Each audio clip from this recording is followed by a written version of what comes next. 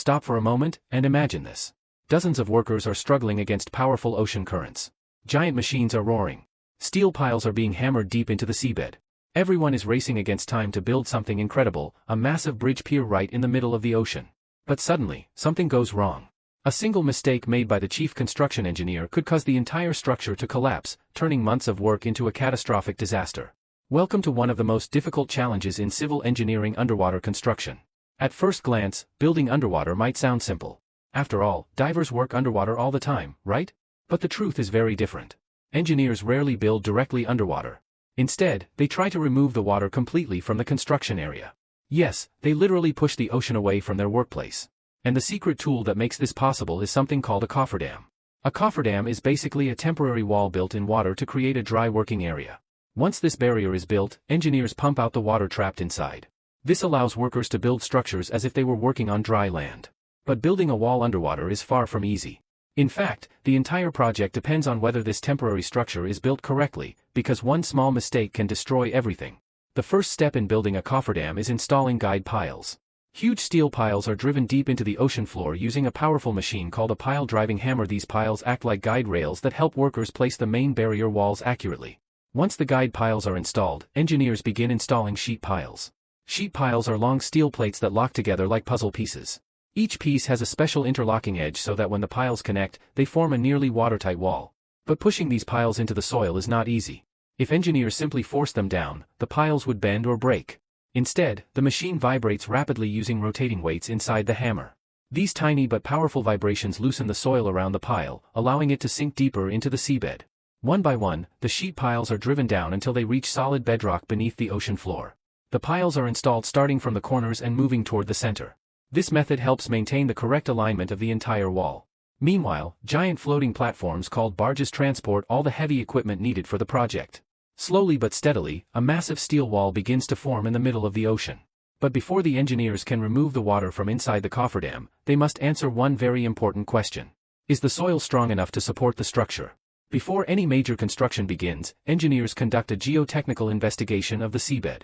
This study helps them understand the strength and composition of the soil. One of the most common tests used is called the cone penetration test, or CPT. In this test, a special probe with a pointed tip is pushed into the seabed. As it penetrates deeper, sensors measure the resistance of the soil.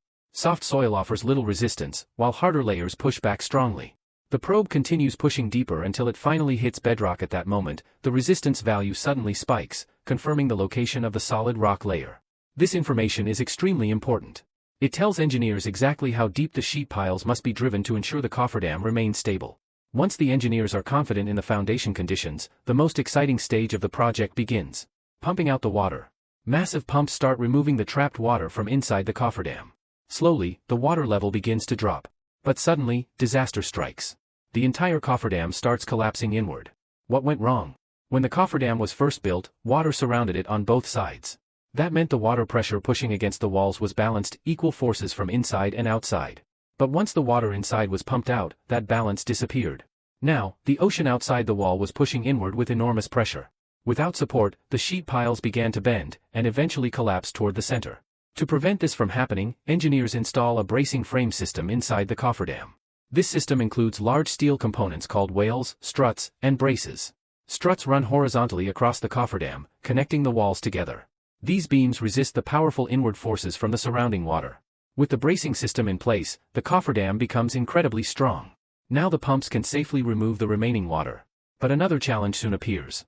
Even with sealed sheet piles, water still finds tiny paths through the soil beneath the wall. Water begins to seep into the dry construction area. Engineers must constantly pump out the seepage water. However, there is an even better solution. They create a concrete seal at the bottom of the cofferdam. To build the concrete seal, workers first remove loose soil from the cofferdam floor. This is done using large clamshell buckets which scoop up soil and debris from the bottom. Once the soil is cleared, engineers install several steel piles that penetrate deep into the bedrock. These piles act like anchors, bonding the upcoming concrete foundation directly to the rock below. Next comes a special technique called treme concreting. A long pipe is lowered to the bottom of the excavation. Concrete is poured through the pipe so that it flows gently along the seabed without mixing with the surrounding water. This process forms a thick layer of concrete known as the seal course. The seal course blocks water seepage and creates a strong base for the bridge pier. Once the seal is complete, workers begin assembling the steel reinforcement bars that will form the skeleton of the bridge pier. Concrete is then poured around this reinforcement, creating a massive solid structure. Over the next 14 to 28 days the concrete slowly gains strength. Finally, once the pier becomes strong enough, the temporary cofferdam is no longer needed. Engineers carefully remove the steel sheet piles, leaving behind only the completed bridge foundation standing proudly in the water. What began as a risky engineering challenge beneath the ocean has now become a powerful structure capable of supporting an entire bridge. And that is the incredible story of how engineers build massive structures underwater. From battling ocean currents to controlling hidden water pressures, underwater construction remains one of the most fascinating and complex achievements of modern engineering.